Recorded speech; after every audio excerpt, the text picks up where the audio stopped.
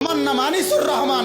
আমি চ্যালেঞ্জ করলাম, আপনার যেই ছেলে ফজরের নামাজ পড়ে না, মেয়ে ফজরের নামাজ পড়ে না, এ ভদ্র না, ভদ্র নয়, ভদ্র নয়, অসভ্য, অসভ্য, অসভ্য।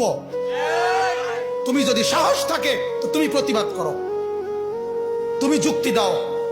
আমি বসুন্ধর কারণে তুমি বলো, সেজদাবিহীন কোন মুসলমান ইমানদারের ছেলে, মেয়ে, বিবি যার কপালে সেজদা নাই, সে শিক্ষিত হয় নাই, সে সভ্য হয় নাই, সে ভদ্র হয় নাই। আল্লাহ কোরআনে বলছে, ইবলিসকে, ইবলিস তুই সেজদা করলি না, অহংকার করেছিস, তুই বের হ আমার থেকে।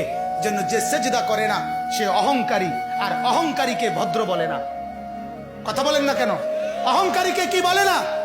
ভদ্র বলে না। নাই তো বলেন আপনি পৃথিবীর কোন ডিকশনারিতে আছে কথা যে অহংকারীকে সভ্য বলে, অহংকারীকে ভদ্র বলে? আল্লাহ তো কোরআনে বলছে সেজদা না করা এটা অহংকার। এটা কি বলেন না? তাইলে অহংকারী কি ভদ্র হয়? অহংকারী কি সভ্য হয়? অতএব ছেলেকে ভদ্র বানান, ছেলেকে সভ্য বানান। পড়েন আপনি, কোনো সমস্যা নাই। বাংলা পড়েন, অঙ্ক পড়েন, ইংরেজি পড়েন, পদার্থ পড়েন, জীববিজ্ঞান পড়েন, হিমালয় পর্বত ফুরাটা ফইরা বাইতে পড়েন, কোনো মানা নাই। আটলান্টিক মহাসাগর পইরা বাইতে নালান, কোনো আপত্তি নাই। কিন্তু কোরআন বাদ দিলেন কেন? সেজদা বাদ দিলেন কেন? গোলামি বাদ দিলেন কেন? বন্দিগি বাদ দিলেন কেন?